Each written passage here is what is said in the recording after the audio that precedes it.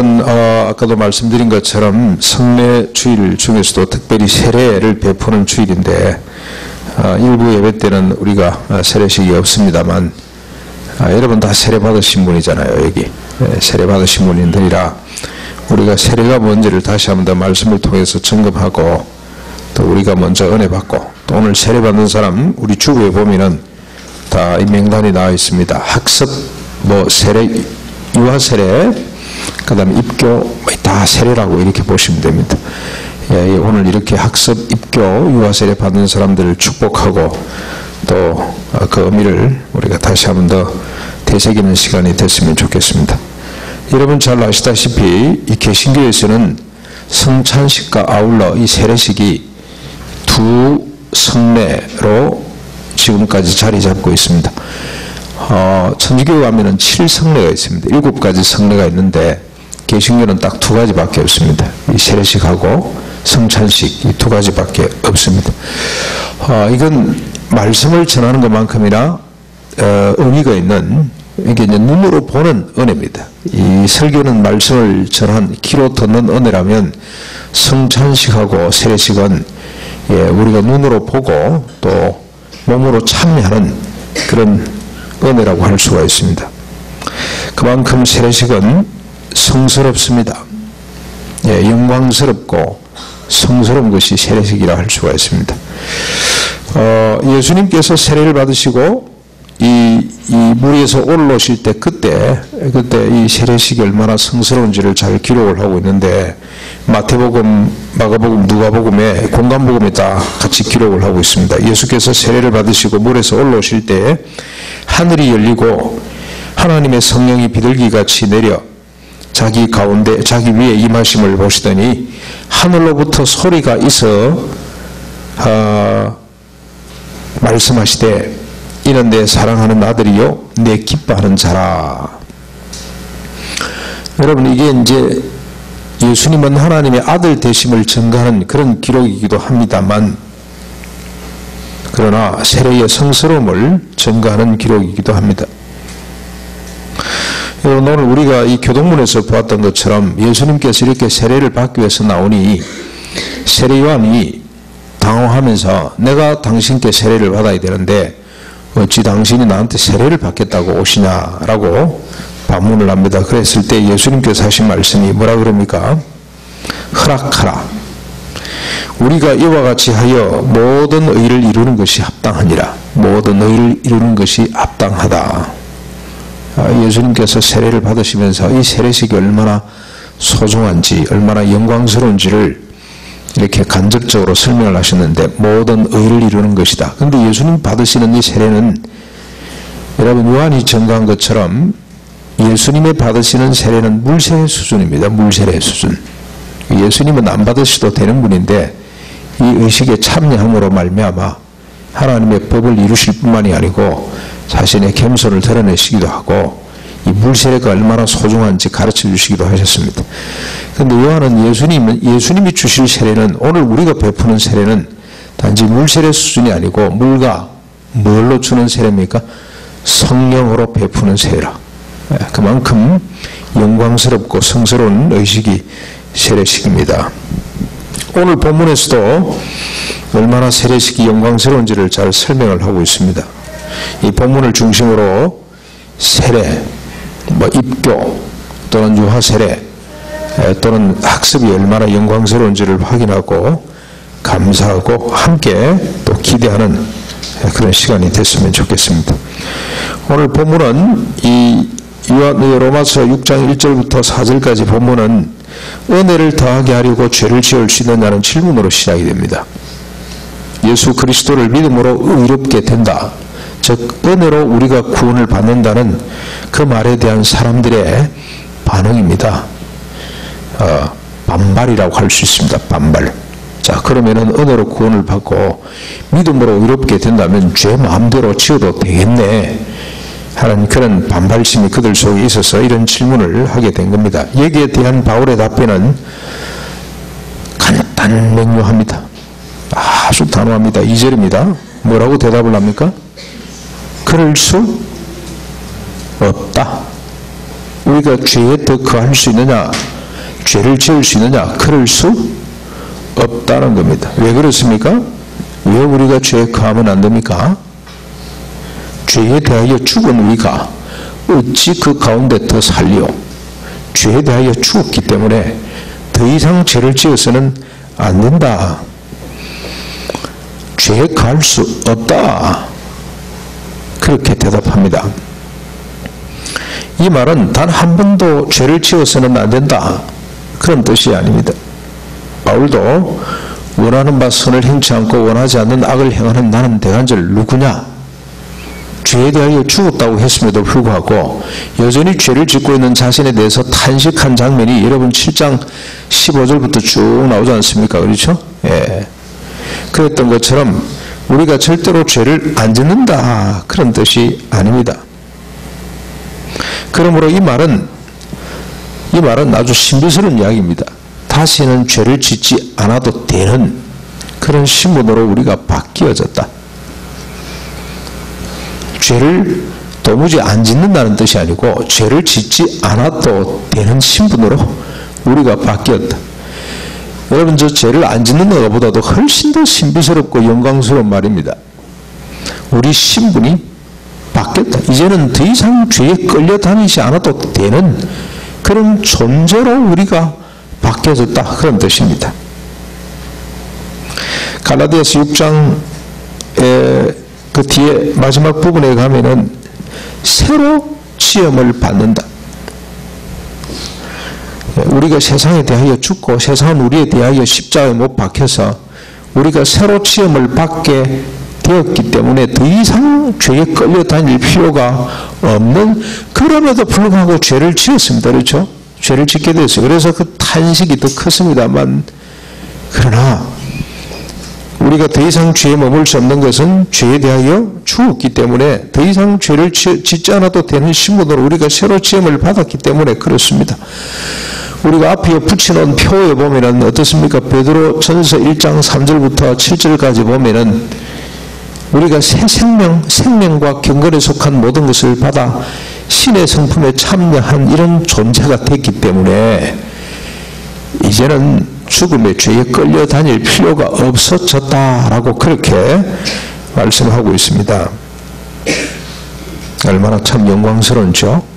신비스럽기도 하고 영광스러운 이야기입니다. 그런데 보십시오. 오늘 본문이 언제 어떻게 우리가 이런 사람이 됐냐, 이런 신분이 됐냐, 이런 존재가 됐는지를 말씀을 하고 있는데 언제 어떻게 합니까? 3절 4절입니다. 무릇 그리스도 예수와 합하여 세례를 받은 우리는, 여러분 다 세례 받으셨죠? 예. 무릇 그리스도 예수와 합하여 세례를 받은 우리는 그의 죽으심과 합하여 세례를 받은 줄을 알지 못하느냐? 그러므로 우리가 그의 죽으심과 합하여 세례를 받음으로 그와 함께 장사되었나니 이는 아버지의 영광으로 말미암아 그리스도를 죽은 자 가운데서 살리심과 같이 우리로 또한 새 생명 가운데서 행하게 하려 함이라. 여러분, 이 말씀을 한번 정리해 보십시다. 이 우리가 은혜를 받는다는 것은 말씀을 듣는 겁니다. 말씀이 정리되는 겁니다. 이 말씀이 딱 정리되면 이 말씀이 계속 우리를 이렇게 어루만지고 이 말씀이 우리를 빚어가고 말씀이 우리를 온전케 만들어 갈 겁니다. 그래서 말씀을 딱 정리해서 내 마음에 새기는 것이 중요합니다. 성도의 세례는 그리스도와 합하여 세례를 받는 겁니다. 혼자 받는 거 아닙니다. 그리스도와 합해져서 세례를 받는다. 제일 첫 번째 우리가 알아야 될 거. 그 다음에 그리스도와 합하여 세례를 받는다는 건 또 뭐냐? 곧 그의 죽으심과 합하여 세례를 받는 것이다. 됐죠? 예. 우리가 세례를 오늘 베풀 겁니다. 여러분 다 몇 년 전에 다 받았습니다. 그렇죠? 예, 몇 년 전에 여기 수십 년 전에 받은 사람들도 있습니다. 이 세례 받는다는 건 뭐냐면은 그리스도와 합하여 받는 겁니다. 나 혼자 받는 거 아닙니다. 그리스도와 합하여 받는다는 뜻이 뭐냐면은 그의 죽으심과 합해서 받는 겁니다. 자, 그걸 어떻게 표현합니까? 그리스도의 죽으심과 합하여 세례를 받는 것은 곧 뭘 말하죠? 그와 함께 장사 지내바 되는 겁니다. 함께 장사 되는 거, 장사. 여러분, 세례가 이런 거예요. 그리스도 십자가에 달려 돌아가신 주님과 함께 죽는 겁니다. 함께 죽는 것. 장사 치러지는 것이 세례라. 여러분 믿습니까? 이게 뭐 언어입니까? 영적 현실입니다. 현실. 그래서 여러분 그리스도는 혼자 돌아가신 것이 아닙니다. 누구와 함께 돌아가셨습니까? 우리와 함께. 주님이 죽으실 때 우리도 주님이 하나님께서 함께 죽이시기로 그렇게 하나님이 작정을 하시고 그렇게 하셨어요. 왜 죽어야 됩니까? 여러분 구약성경 딱 들여다 보면 아하, 죽음 외에는 방법이 없구나. 여러분 우리가 구약성경 공부를 제대로 하면은 아하, 나라는 이 존재는 죽어 마땅하구나. 그게 구약성경을 공부하는 목적입니다. 목적. 구약성경을 보고 나 뭐 괜찮은 사람이네, 그건 성경을 잘못 읽은 겁니다. 구약성경을 보고도 율법을 보고서도 내가 죽어 마땅하다는 걸 깨닫지 못하면 그건 성경을 잘못 본 겁니다. 근데 우리 구약성경 지금 잘 안 읽잖아요. 그렇죠? 어떤 사람은 이스라엘 전투사라 그러고 아예 막 제껴버린 사람이 있어요. 안 보려고 하는 사람이 있어요. 예. 근데 좋은 것만 똑똑똑똑 떼어 나오는데 그러면 안 됩니다. 성경 읽기가 아주 근본적으로 잘못된 거고, 우리가 성경을 제대로 읽는다면 구약 성경을 딱 보는 순간에 아하, 문제는 내 속에 있구나. 나라는 존재가 문제구나. 근데 이건 개선될 수 없는 존재. 도무지 이건 도덕적으로, 윤리적으로, 철학적으로 어떤 걸 갖다 대도 개선되지 않는 존재임을 확연히 느낄 수 있는 것이 구약입니다. 특별히 율법입니다. 율법, 역사서. 역사는 그걸 정리하는 게 역사. 구약에 역사서 있잖아요. 그렇죠? 시가서, 그걸 정리하는 것이, 그걸 작품으로 만들어 놓은 것이 시가서라. 예언서, 그걸 예언해 놓은 것이, 너희들 죽는다고 예언해 놓은 것이 그게 예언서라. 그런데 우리가 세례를 받을 때 우리가 이 십자가, 예수님께서 십자가를 지실 때 이렇게 죽을 수밖에 없는 이 사람을 함께 죽여주시는 겁니다. 그런데 이 믿느냐 안 믿느냐 이 차이입니다. 믿음이 뭐냐면은 그 사실을 믿는 그게 믿음이에요. 그래서 세례라는 것은 그 믿음의 고백으로 받는 겁니다. 그래서 1차적으로 예수 그리스도와 합하여 세례를 받는다. 그의 죽으심과 합하여 세례를 받는다. 그 말은 내가 그와 함께 장사 지낸 바 된다. 장사 지내졌다. 그 고백으로 받는 것이 세례라 이 말이죠. 세례. 그래서 갈라디아서 2장 20절에 뭐라 그랬습니까? 여러분 잘 아시죠? 내가 그리스도와 함께 어떻게 됐습니까? 십자가에 못 박혔나니. 박혀버리세요. 자, 그런데 주님의 죽음은 이 죽음으로 끝나는 것이 아닙니다. 그리스도는 죽음으로 끝나지 않습니다. 3일 만에 다시 부활하셨습니다. 세례는 주의 죽으심만이 아니라 부활의 의미도 담고 있습니다. 이 부활에도 참여하는 것이 세례식입니다. 4절 말씀 한번 보십시오. 이는 아버지의 영광으로 말미암아 그리스도를 죽은 자 가운데서 살리심과 같이 우리도 또한 새 생명 가운데 행하게 하려 하심이라. 주님과 함께 죽었던 우리를 어떻게 합니까? 이제는 주님과 함께 살려내셨어요. 단순히 살리신 것이 아니라 어떻게 하도록 살려내셨습니까? 새 생명 가운데 행하도록 다시 살려내시는 겁니다. 이 새 생명이 뭐냐가 또 중요합니다. 새 생명 가운데 우리를 다시 살려냈다. 살려내서 새 생명 가운데 행하도록 하신다. 이 새 생명이 뭐였습니까? 새 생명? 잘 한번 들어보십시오. 이 새 생명이 뭐죠? 앞으로 우리도 이런 거 하나 좀 나왔으면 좋겠어요. 이런 거. 막 제가 막 다니면서 이렇게 막 다니면서 설교할 수 있도록. 새 생명이 뭐죠? 새 생명? 이 좀 제가 이 강조하는 겁니다. 이만큼 앞에 나왔다는 것은 제가 하다가 막 버벅거리잖아요. 그건 내가 말을 실수하는 것이 아니고 강조하는 게 강조. 막 버벅거릴 때 그건 강조, 안타까운 마음으로 강조하는 여러분이 이해를 해주셔야 됩니다. 새 생명 가운데 행한다는 게 뭐냐? 새 생명. 뭐가 새 생명이죠? 우리가 예수 그리스도와 함께 십자가에 달려 죽고 그리스도가 부활하심으로 우리가 함께 살아났습니다. 근데 그냥 주구장창 살도록 살아난 것이 아니고 새 생명 가운데, 그러면 옛날 생명은 뭡니까? 헌 생명은 어떻게 됐습니까? 죽어버렸고 우리가 이제 그리스도 십자가 부활로 말미암아 새 생명 가운데 다시 태어나는 겁니다. 거듭났습니다. 그렇죠. 그 새 생명이 뭐냐가 아주 중요합니다. 지난번에 어느 장로님 한 분이 아주 중요한 말씀을 하셨어요. 목사님, 그냥 자기 부인만 이야기하지 말고 새 생명을 좀 생명에 대해서 이야기를 좀 많이 하라고. 제가 전적으로 동의합니다. 생명이 뭐냐? 생명. 뭐가 생명이냐?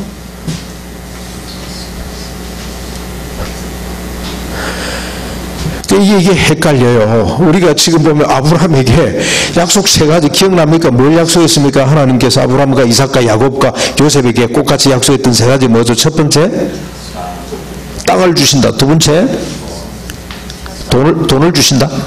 자손, 예, 자손을 주시겠다. 그냥 자손이 아닙니다. 모래알처럼 많은 자손을 준다. 세 번째가, 이 자손으로 말미암아 천하 만민이 복을 받는다. 복. 이 자손들만 복받고 잘 산다 하는 게 전혀 아닙니다. 완전히 그건 오해하는 겁니다. 이 후손으로 말미암아 천하 만민이 복을 받는다. 왜 하나님이 이런 소망을 품으셨어요? 왜 하나님 이런 소망을, 이런 한을 품으셨어요? 한이죠. 하나님의 한이라. 아브라함을 그냥 불러낸 거 아닙니다. 심심해서 하나님이 불러내신 거 아니에요. 아브라함을 특별히 사랑해서 그 아브라함에게만 복을 주시려고 불러낸 것이 아니고 하나님의 한탄이, 어마어마한 아픔이 있었어요. 그 아픔이 뭐든가요?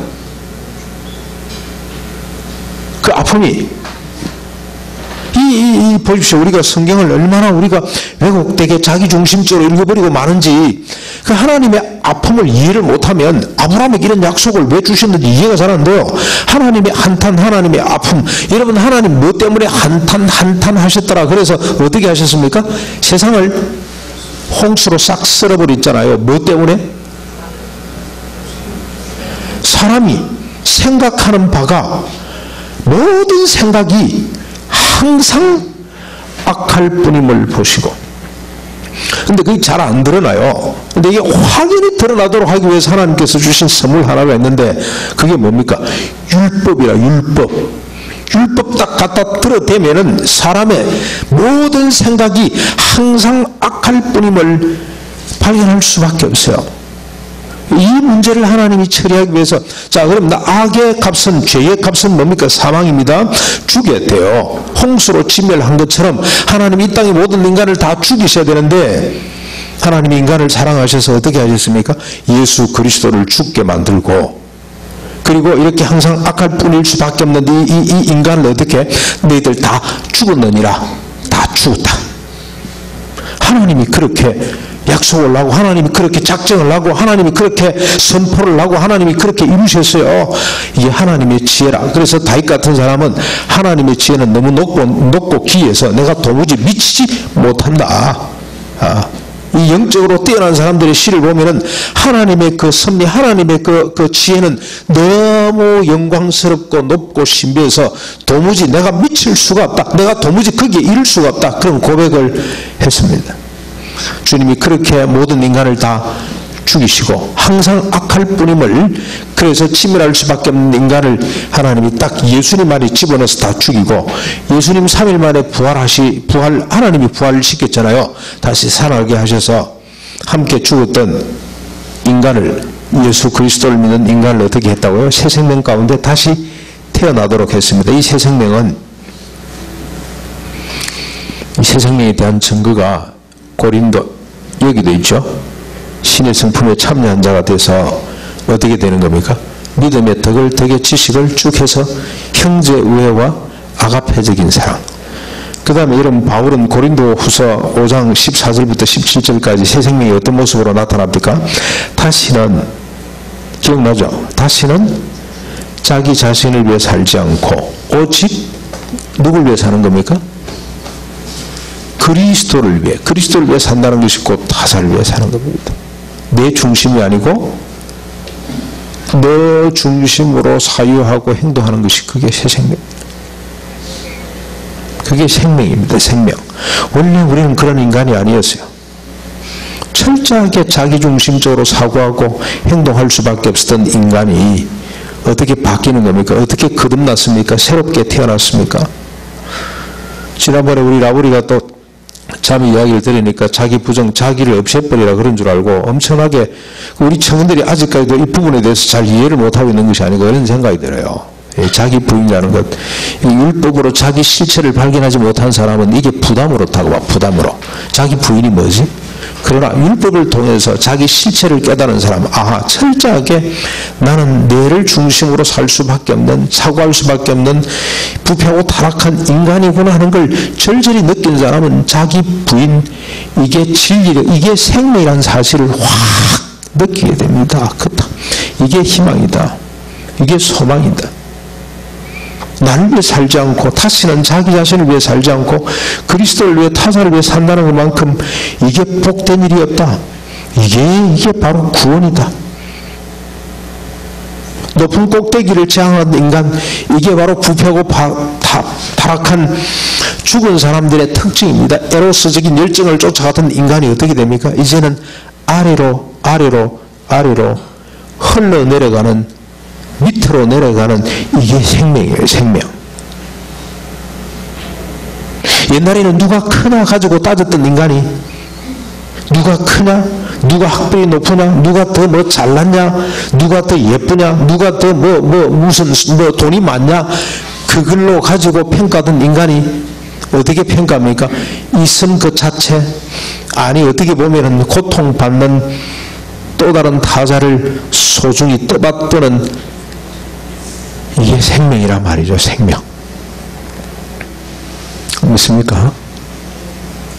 얼마나 영광스럽습니까? 얼마나 신비스럽습니까? 아직까지도 이게 이렇게 바꾸어 준다는 믿음으로 받는 것이 세례입니다. 이렇게 바꾸어 주셨다고 주님께서 우리에게 보여주신 예식이 이게 세례입니다. 아브라함의 후손들은 다 할례를 받아야 되죠. 그런 것처럼 할례를 받아야 하나님 백성이 됩니다. 그건 하나님의 방식이기도 하고 그 다음에 믿음의 고백이기도 하고 믿음으로 받는 겁니다. 그렇죠? 예. 그런 것처럼 오늘 하나님께서 예수님의 십자가 부활로 말미암아 우리를 이렇게 바꿔준다는 믿음의 고백으로 받는 것이 세례고, 그렇게 우리에게 은혜를 주시는 하나님께서 보장해 주시는 것이 세례입니다. 세례. 그래서 세례란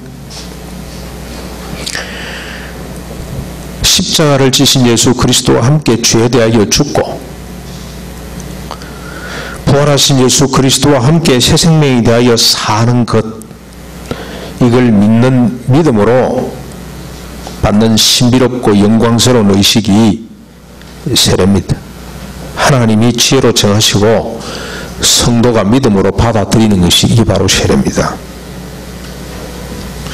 그래서 골로새서 2장 12절에 이렇게 세례에 대해서 정의를 하고 있습니다. 너희가 세례로 그리스도와 함께 장사되고, 너희가 그리스도와 세례로 말미암아 그리스도와 함께 장사되고, 또 죽은 자들 가운데서 그의 일으키신 하나님의 역사를 믿음으로 말미암아 그 안에서 함께 일으키심을 받았느니라. 세례로 말미암아 그렇게 됩니다. 우리가 믿음으로 참여할 때 그런 역사가 우리 가운데 나타나게 됩니다. 그래서 바울은 이걸 이렇게 고백을 했습니다. 여러분, 저 갈라디아서 2장 27절 잘 기억하시죠? 이제 내가 그리스도와 함께 어떻게 되는 겁니까? 십자가에 못 박혔나니 이제는 내가 사는 것이 아니요 내 안에 누가 삽니까? 그리스도께서 사시는 것이라. 내 안에 그리스도가 산다는 뜻은 뭡니까? 내가 살아있는데 나를 사랑하사 나를 위하여 자기를 버리신 하나님의 아들을 믿는 믿음 안에서 사는 것이라. 이 말은 나는 죽고 내 안에 그리스도가 사셔서 내 모든 삶을, 내 지성, 감성, 의지, 내 몸까지도 주관하는 삶, 현대를 주님께 맡겨드리는, 내 인생의 고삐를 주님께 넘겨드리는 것이 세례식입니다. 그래서 그분이 생명 원래 우리 거 아닙니다. 그렇죠? 생명 그리스도에게 속한 겁니다. 그리스도의 것입니다. 하나님의 것입니다. 그분의 생명이, 그분의 진리가. 그래서 예수님은 내가 곧 길이요 진리요 생명이라 그랬잖아요. 생명. 그 예수님의 본성입니다. 그 본성이 나를 통해서 나타나게 되는 겁니다. 그분이 내 인생의 핸들을 쥐고 계시기 때문에 그분의 본성이 나를 통해서 나타나치는 것이, 이게 세례를 받는 사람들이 기대할 수 있는 은총, 이게 세례의 의미입니다. 그래서 여러분, 세례를 받고 나면 하나 나타나는 현상이 있는데, 주님이 자꾸 내 속에 개입해 오는 것을 느끼게 됩니다. 내 나라, 내 나라, 너는 죽었다, 내가 네 안에 산다, 너는 내 것이다, 그 생각 내 나라, 그 의지 내 나라, 자꾸만 주님이 내 속으로 개입해 오는 것을 느낄 수가 있습니다. 빨리빨리 넘겨드려야 됩니다. 내 생각도 넘겨드려야 돼요. 내 감정 주님 앞에 자꾸 넘겨드려야 됩니다. 내 분노도, 여러분 감정은 뭐 희로애락 여러 가지가 있죠. 그걸 주님 앞에 자꾸 넘겨드려야 돼요. 이 분노, 이것도 주님 맡아주세요. 이 두려움도 주님이 맡아주세요. 심지어는 이 기쁨조차도 주님 맡아주십시오. 이게 정당한 건지, 이 기쁨이 정당한지 주님이 좀 주관해 주십시오. 나는 없어지고? 맞습니다. 그래서 바울은 나는 죽었다고 표현을 하잖아요. 나는 죽고 내 안에 그리스도가 산다. 자기 부인입니다, 이게. 예. 내가 막 주체적으로 살지를 못하고 주님이 나는 완전히 오토가 되냐? 그게 복입니다. 예. 주님이 온전히 내 안에 사시도록 하는 것이, 그게 복이라, 복. 여러분, 우리가 내가 내 스스로 감정을 주관해 봤잖아요. 셀러로이드 판 같잖아요. 셀러로이드 판. 좀 좋으면 확 했다가 조금만 기분 털리면, 수 털리면 와 쭈그라들고. 여러분, 얼마나 비참합니까? 저는 제가 주관하면은 우리 집을 지옥으로 만드는 것 같아요. 지옥으로. 자꾸 넘겨드려야 돼요. 그래서 우리가 늘 세례를 기억하고, 남의 세례식이 남이 아닙니다. 그리고 여러분, 하나 또 우리가 기억해야 될 것이 있습니다. 고린도전서 12장 13절에 보면은 우리가 유대인이나 헬라인이나 종이나 자유인이나 다 한 성령으로 세례를 받아 뭐가 됩니까? 이 세례식은 내가 죽고 내 안에 그리스도가 사는 이런 놀라운 어떤 이 은혜도 있습니다만, 또 하나 이 세례는 뭐가 되는 거죠? 우리가 서로 세례를 통해서 하나가 되는데, 그냥 하나 되는 것이 아니고 한 몸이 됩니다. 한 몸. 신비스러운 이야기입니다, 이것도. 우리가 서로 한 지체, 한 몸이 됩니다. 그래서 우리가 지체라는 말을 참 잘 쓰잖아요. 지체, 공동체라는 말을 잘 쓰고. 근데 그 근거가 뭐냐면 세례입니다, 세례. 세례를 통해서 우리가 한 지체가 되고 한 몸이 되었구나. 아주 신비스러운 이야기입니다. 그래서 우리가 아이들 세례 베풀 때 같이 좋아하고, 우리 권사님 장로님 옆에 서는 거 행식이 의식이 아니고요. 그게 바로 우리가 서로 한 집안 식구가 되고, 어머니 아버지가 되고, 누나 형님이 되고. 그래서 히브리서에서는 이걸 어떻게 표현했습니까? 예수님은 우리 맏형이 되고 우리는 다 동생이 돼가지고 주님이 열어놓으신 산길로 함께 가는 형제가 되는 겁니다. 형제. DNA를 같이 소유하게 되는 이런 신비스러운 일이 세례를 통해서 일어나게 되는 겁니다. 그래서 오늘도 우리가 이 세례식에, 여러분 직접 우리가 참여는 못하지만 오늘 세례받는 사람들 축복하시고, 내 지체가 되었구나. 오늘 세상에 대하여 죽고 하나님에 대하여 새롭게 거듭나는 영광스러운 사람들이 됐구나. 자신은 죽고 그리스도가 산 그런 사람들이 됐구나. 주님이 이 아이를 통해서 살아가시겠구나. 그런 기대와 소망을 갖고 믿음을 갖고 참여하실 때 하나님께 영광이 되고, 또 우리가 크게 세례식을 통해서 은혜 받게 될 줄로 믿습니다. 그래서 오늘 특별 무대를 꾸몄습니다. 이게 뭐 성탄 준비를 위해서도 있지만 세례식을 위해서도 꾸미는 특별 무대구나. 여러분 기뻐하시고, 또 자신의 세례를 한 번 더 하나님 앞에서 점검해 보시는 은혜의 시간이 되시기를 주님의 이름으로 축원합니다. 우리 말씀을 생각하면서 내가 그리스도와 함께 십자가에 못 박혔나니 이 찬송 같이 한번 불러보겠습니다.